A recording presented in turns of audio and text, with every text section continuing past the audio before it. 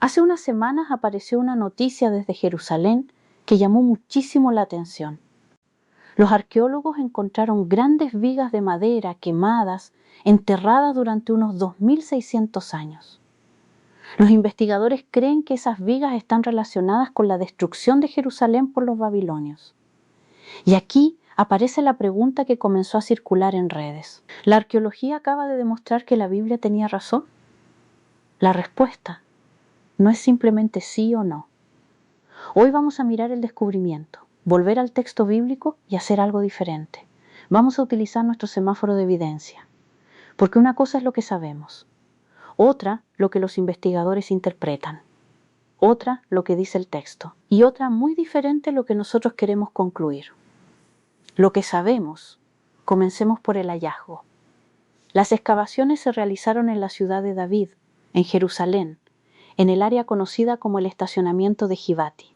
Allí, arqueólogos de la Autoridad de Antigüedades de Israel y de la Universidad de Tel Aviv encontraron grandes vigas de madera carbonizadas dentro de un edificio del período del primer templo. Las vigas formaban parte de una estructura que sufrió un incendio.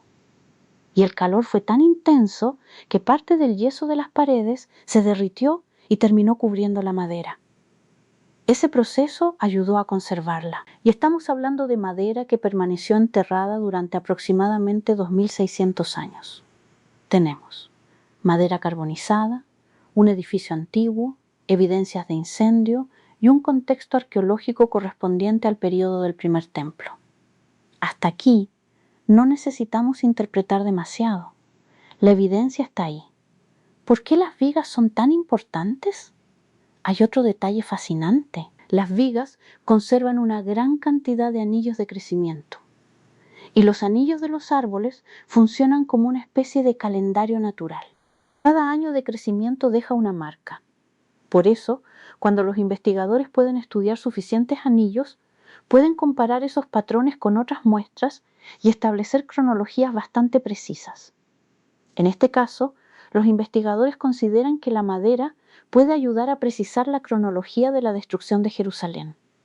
Y aquí tenemos algo importante. La madera no solamente nos cuenta que hubo un incendio, también puede ayudarnos a determinar cuándo ocurrió, lo que proponen los investigadores.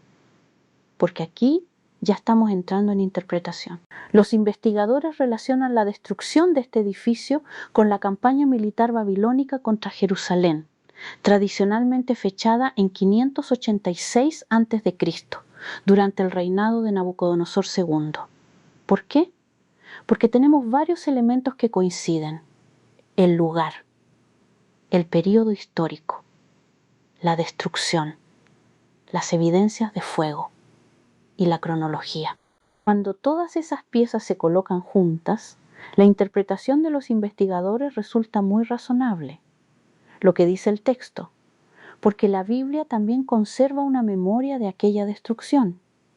En Segunda de Reyes capítulo 25 encontramos el relato de la caída de Jerusalén.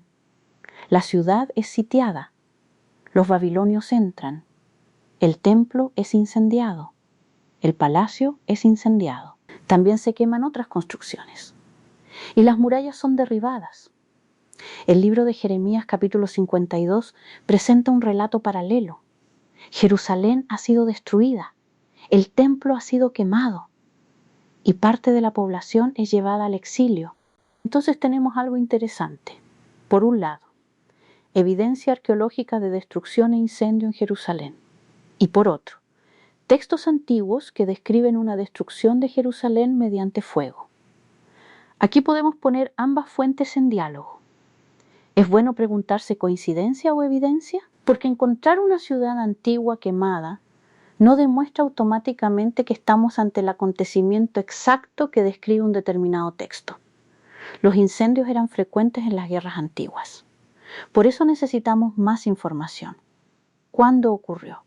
¿Dónde ocurrió? ¿Qué edificio fue destruido? ¿Qué otros objetos aparecen asociados? ¿Qué nos dice la estratigrafía? ¿Cómo se relaciona con otras evidencias arqueológicas? La investigación histórica funciona reuniendo múltiples piezas. No depende de una sola. Y en este caso, Los investigadores consideran que el conjunto de evidencias se encaja con la destrucción babilónica de Jerusalén. Llegamos a lo que no podemos afirmar, porque aquí debemos poner límites. ¿Qué no podemos decir solamente por haber encontrado estas vigas? No podemos decir, estas vigas demuestran cada detalle de Segunda de Reyes. Tampoco podemos decir, la arqueología ha demostrado todas las afirmaciones teológicas de la Biblia, y mucho menos. Encontramos la prueba definitiva de que todo ocurrió exactamente como alguien imagina. ¿Por qué? Porque una evidencia arqueológica tiene un alcance determinado. Puede ayudarnos a establecer que hubo una destrucción, que hubo fuego, que existía determinado tipo de edificio, que estamos ante determinado periodo histórico. Pero no puede, por sí sola, demostrar cada interpretación que posteriormente hagamos sobre ese acontecimiento. ¿Y entonces qué significa el descubrimiento? Aquí podemos detenernos, porque quizá hemos aprendido algo más interesante que simplemente la Biblia tenía razón. Tenemos evidencia arqueológica independiente que encaja con el contexto histórico de una destrucción de Jerusalén por los babilonios en el siglo VI a.C. Eso es significativo, muy significativo. Pero decir exactamente qué demuestra requiere precisión. Y eso nos lleva a una pregunta más profunda. ¿Qué pasó con Jerusalén después? Porque Jerusalén no desapareció de la historia después del incendio. La ciudad tuvo que reconstruirse.